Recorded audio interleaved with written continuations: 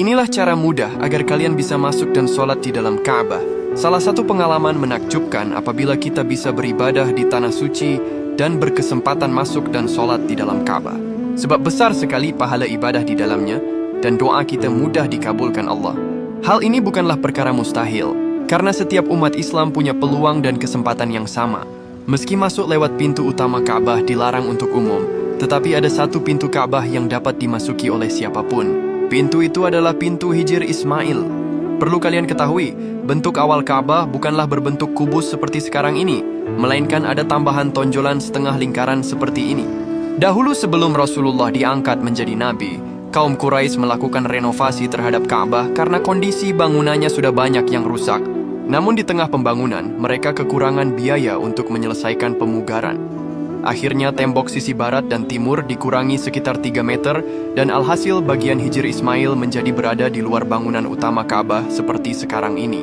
Bagian Hijr Ismail ini ditandai dengan pagar dinding tebal yang menyerupai setengah lingkaran. Meski begitu, Hijr Ismail tetap menjadi bagian dari bangunan Ka'bah sama seperti bangunan awal Ka'bah di masa Nabi Ibrahim. Barang siapa yang masuk dan beribadah di dalam Hijr Ismail, maka sama saja ia masuk dan beribadah di dalam Ka'bah. Dalam sebuah hadis yang diriwayatkan oleh Aisyah, beliau pernah bertanya, "Wahai Rasulullah, apakah orang boleh sholat di dalam Ka'bah?" Rasulullah menjawab, "Sholatlah di Hijr Ismail bila kamu ingin masuk ke dalam Ka'bah, karena ia termasuk bagian dari Ka'bah." Hadis riwayat Abu Dawud dan Tirmidzi. Hadis ini menunjukkan bahwa sholat di Hijr Ismail memiliki keutamaan dan pahala yang sama seperti sholat di dalam Ka'bah.